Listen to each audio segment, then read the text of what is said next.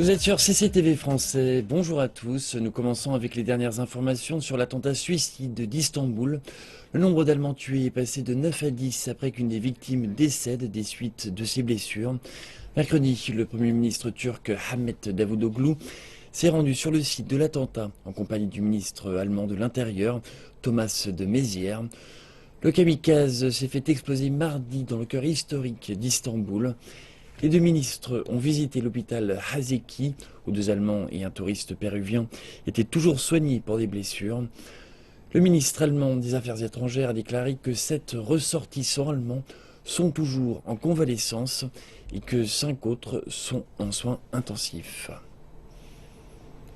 Et nous poursuivons aux États-Unis où le président Barack Obama a prononcé son discours final sur l'état de l'Union après 7 années de présidence. Un discours à plusieurs volets, dont la politique étrangère, l'économie, la sécurité, le changement climatique, l'éducation et bien d'autres thématiques. Et c'est bien par l'économie qu'il a débuté. Reportage. Nous sommes au milieu du plus grand élan de création d'emplois au sein du secteur privé. Plus de 14 millions de nouveaux emplois, le taux de croissance le plus élevé depuis les années 90 et un taux de chômage réduit de moitié. Notre industrie automobile a tout simplement connu sa meilleure année. Le secteur manufacturier a créé près de 900 000 nouveaux emplois au cours des 6 dernières années. Et nous avons fait tout cela en réduisant nos déficits de près des 3/4. D'autres sujets traités ont inclus l'accès raisonnable à l'éducation pour chaque Américain, ainsi que davantage d'efforts et d'investissements pour combattre le changement climatique, ce qui comprend accélérer la transition depuis des énergies sales. Il a également mis l'accent sur l'importance des soins médicaux, et ce par le biais de la mise en œuvre de la sécurité sociale et du programme Medicare. Obama a souligné le besoin d'une direction américaine forte et il a appelé la prochaine administration à faire davantage pour combattre le terrorisme, dont le groupe État islamique, et faire du pays un territoire en sécurité pour tous les Américains. Alors que nous nous concentrons sur la destruction du groupe État islamique, car sur toutes ces revendications, c'est bien une troisième guerre mondiale qui est entre leurs mains. Des masses de combattants à l'arrière de pick-up et des âmes tordues qui complotent dans des appartements ou des garages, ils posent un énorme danger pour les civils, ils doivent être stoppés. Mais ils ne menacent pas notre existence nationale. La présidente sud-coréenne Park Geun-hye a appelé la communauté internationale à imposer les sanctions les plus sévères à l'encontre de la République populaire démocratique de Corée à la suite de son dernier essai nucléaire. Lors de son point de presse annuel, la dirigeante a estimé que les mesures internationales doivent être différentes de celles prises dans le passé. Elle a ajouté que Séoul travaille avec Washington pour infliger à Pyongyang ce qu'elle a appelé, je cite, une douleur qui glace les os. La présidente a ajouté qu'elle pense déployer le système de missiles de défense américain THAAD pour assurer la sécurité nationale. L'agence de presse étatique KNA de la République populaire démocratique de Corée a relayé le message du dirigeant du pays, Kim Jong-un, qui a déclaré que son pays était prêt à employer l'arme nucléaire en réponse aux provocations d'un autre État.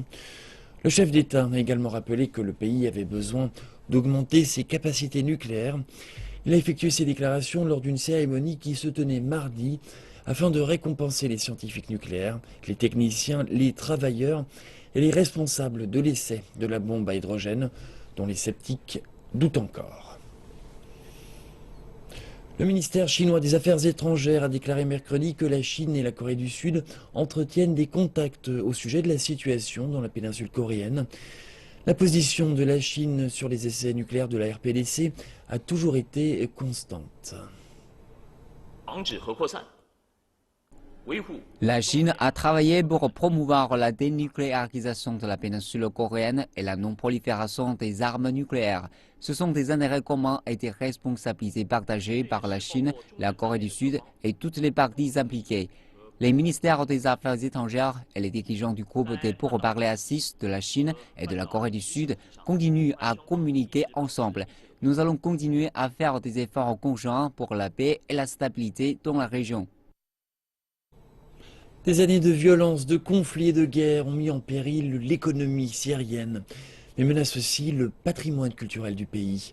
De nombreux artisans syriens ont été obligés de cesser leurs activités par manque de main-d'œuvre. Plus d'informations dans ce reportage. Dans un petit atelier, Mohamed Abdallah parfait délicatement un cadre en bois avant de l'incruster de nacre. La marqueterie consiste à incruster dans le bois des coquillages, de l'os ou de l'ivoire.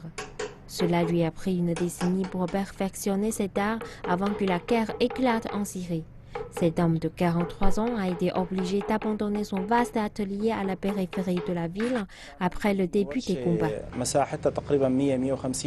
Auparavant, mon atelier était d'une surface de 150 mètres carrés et j'avais de 17 à 20 personnes qui travaillaient pour moi.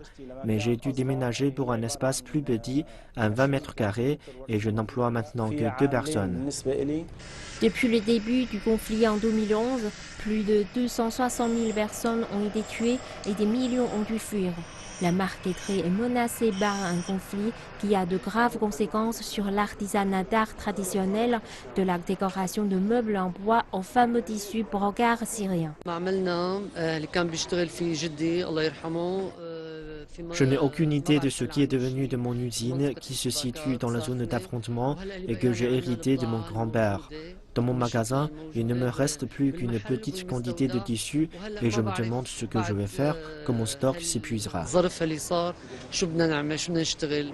Les motifs artisanaux étaient populaires parmi les touristes et leur vente générait 12% du PIB syrien avant la guerre.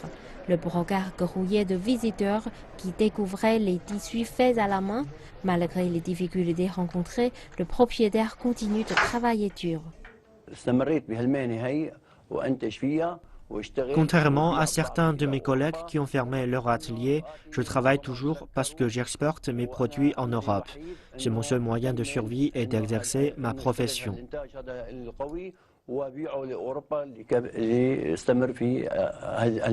Les experts estiment que la Syrie comptait près de 57 000 artisans enregistrés et non enregistrés en 2009. À la fin de 2015, entre 70 et 80% d'entre eux ont abandonné leur métier. Et cette chute drastique jette une ombre sur le patrimoine culturel syrien. L'élection d'Ali Abdellal à la présidence du Parlement égyptien ne s'est pas faite sans mal. La désorganisation et les tensions entre les nouveaux députés étaient apparentes durant cette première session. Ali Abdellal est depuis samedi le président du Parlement de l'Égypte. Cet ancien professeur de droit constitutionnel a passé l'essentiel de sa carrière à l'étranger. Pendant près de 20 ans, il a été conseiller au Palais Royal du Koweït. Il est revenu il y a quelques années pour devenir l'un des auteurs de la Constitution de 2014. Pour de nombreux politiciens, sa désignation est un mystère.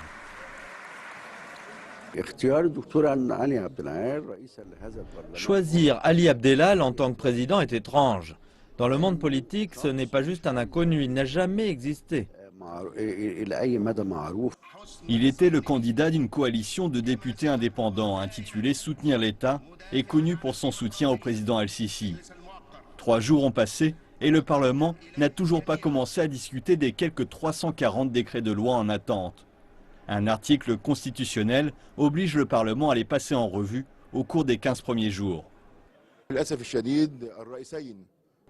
Malheureusement, tant le président élu que le président de transition ont abusé de leur pouvoir législatif et émis un grand nombre de lois. Passer en revue de manière correcte ces 340 lois via les procédures législatives pourrait prendre 10 ans. Celui qui a écrit la Constitution n'a jamais pensé que le président pourrait approuver plus que quelques lois urgentes. Et là où le bât blesse, c'est que plusieurs de ces lois sont controversées. Les députés ne doivent pas simplement les approuver ou les rejeter, mais les modifier afin de les rendre plus en phase avec les souhaits de la population.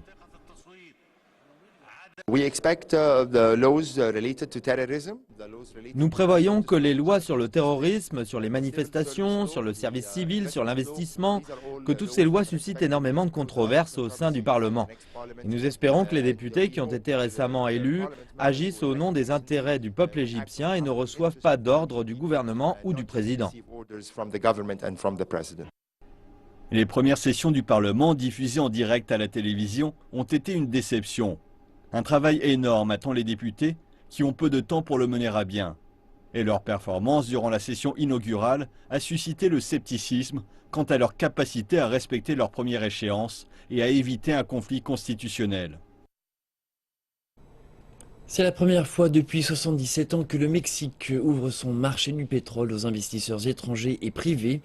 Ceux-ci doivent cependant se méfier des problèmes récurrents que sont l'extorsion et le vol de pétrole. C'est l'un des endroits les plus prometteurs de la planète en matière de prospection pétrolière. Mais celle-ci peut se révéler des plus dangereuses et suscite donc des inquiétudes. Le Mexique ouvre pour la première fois depuis 77 ans son industrie pétrolière aux investissements étrangers et privés. Reste à savoir si les investisseurs internationaux sont prêts à prendre des risques pour travailler dans ce pays. Des entreprises canadiennes et néerlandaises ont été les premières à décrocher des contrats onshore dans l'est du Mexique au début du mois de janvier. Mais ce privilège s'accompagne de certains risques. Cette région du Mexique est réputée pour être l'une des plus dangereuses au monde à cause du trafic de drogue qui y sévit. Depuis quelques années, l'industrie pétrolière est régulièrement prise pour cible. Les extorsions et les enlèvements y sont monnaie courante et l'arrivée d'entreprises étrangères dans cette zone pourrait inciter les entreprises criminelles à s'intéresser de plus près aux gisements pétroliers. Il est extrêmement compliqué d'empêcher les trafiquants de drogue et autres criminels d'interagir avec ces compagnies. En général, ils passent un accord avec elles et les entreprises étrangères peuvent paniquer parce qu'elles n'ont jamais eu à traiter avec le crime organisé jusqu'à ici. En dépit d'une production pétrolière en déclin depuis une dizaine d'années, le Mexique est toujours le 10e plus grand producteur de pétrole au monde. Et certaines zones sont encore inexploitées. Les entreprises étrangères estiment que ces champs pétrolifères vierges contiennent l'équivalent de 100 milliards de barils. Mais ce ne sont pas les menaces d'enlèvement ou d'extorsion dont doivent se soucier le plus les compagnies étrangères. C'est du vol de pétrole. Le gouvernement mexicain a révélé qu'1 milliard de dollars de brut avait été siphonné par des criminels en 2015, soit une hausse de 43% par rapport à 2014. Certaines entreprises canadiennes vont souffrir. Il sera trop dangereux et trop coûteux pour elles de rester dans ces zones où sévit le crime organisé. Les mafieux réclament de très fortes sommes et les entreprises vont ressentir une énorme pression. Elles savent qu'on va leur demander de plus en plus d'argent. Prenant sérieusement en compte ces problèmes de vol de pétrole et d'extorsion pour les compagnies étrangères, le gouvernement du président mexicain Enrique Peña Nieto a promis de protéger leurs intérêts. Il a lancé une force de sécurité fédérale qui a combattu efficacement les extorqueurs.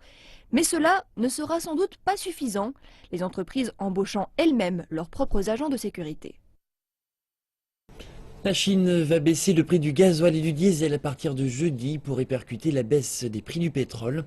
La Commission nationale pour le développement et la réforme a annoncé mercredi que le prix du gasoil allait baisser de 140 yuan la tonne et le diesel de 135 yuan la tonne. La CNDR avait suspendu de propositions de réajustement des prix pour améliorer le mécanisme de fixation des prix introduit en 2013. La Chine prévoit de construire de nouvelles zones de commerce électronique transfrontalières pour stimuler un commerce extérieur en berne.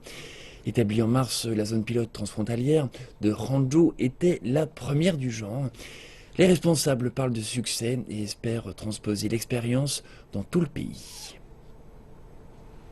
Voici un des entrepôts de NetEase Kaola dans la zone pilote transfrontalière de Hangzhou. Des milliers de produits arrivent de l'étranger et y attendent d'être transportés vers les consommateurs chinois. Avec l'aide des mesures innovantes offertes par la zone, l'entreprise dit que ses affaires ont connu un fort succès ces derniers mois. Ici à Hangzhou, nous bénéficions de services de douane 24 heures sur 24, 7 jours sur 7, ce qui améliore beaucoup notre efficacité. Au lieu d'avoir à contacter les différents départements des douanes, de l'inspection et de la quarantaine, les entreprises n'ont qu'une seule manipulation à faire en ligne. Les transactions électroniques transfrontalières de Hangzhou ont connu une croissance exponentielle en seulement un an. Le chiffre d'affaires était de moins de 20 millions de dollars en 2014 et il a explosé pour atteindre 3 milliards en novembre 2015. Ce succès a aussi bénéficié aux autres entreprises de la région. Nous fournissons des services de logistique. Avec la forte croissance du secteur de la logistique, notre capacité est passée de 1300 commandes par mois à 1 million par mois. Et les membres du personnel sont aussi passés de quelques dizaines à 7000. Afin de construire une chaîne industrielle et écologique, les différents départements gouvernementaux échangent un flux d'informations et améliorent ainsi leur efficacité opérationnelle. Depuis le mois de mars dernier, les douanes de Hangzhou se sont coordonnées avec d'autres départements du gouvernement, émettant 15 politiques préférentielles de soutien au commerce électronique transfrontalier. Cette expérience et ces mesures peuvent servir de référence aux futures zones pilotes. Le ministère chinois du Commerce a précisé que plus de 200 000 entreprises faisaient du commerce électronique transfrontalier en Chine via plus de 5 000 plateformes de e-commerce. Le ministère chinois des Affaires étrangères et le gouvernement municipal de Beijing ont co-organisé une réception de la nouvelle année pour les journalistes étrangers. Plus de 600 personnes ont participé à l'événement au centre des Arséniques de Tianxia à Beijing, dont des journalistes, de hauts diplomates et des représentants des départements du gouvernement. Au programme, les traditionnelles danses folkloriques ainsi qu'un spectacle mettant en valeur les artisanats de Beijing. Le vice-ministre des Affaires étrangères Wang Cha a déclaré que la Chine était allée de l'avant en approfondissant les relations et étendant la coopération avec les autres pays en 2015. Il a précisé que la Chine continuerait à faire tous les efforts pour promouvoir l'initiative de la ceinture et de la route et construirait un réseau régional de commerce et d'infrastructures par le biais de la création de la Banque asiatique d'investissement dans les infrastructures ainsi que la nouvelle Banque de développement des pays BRICS.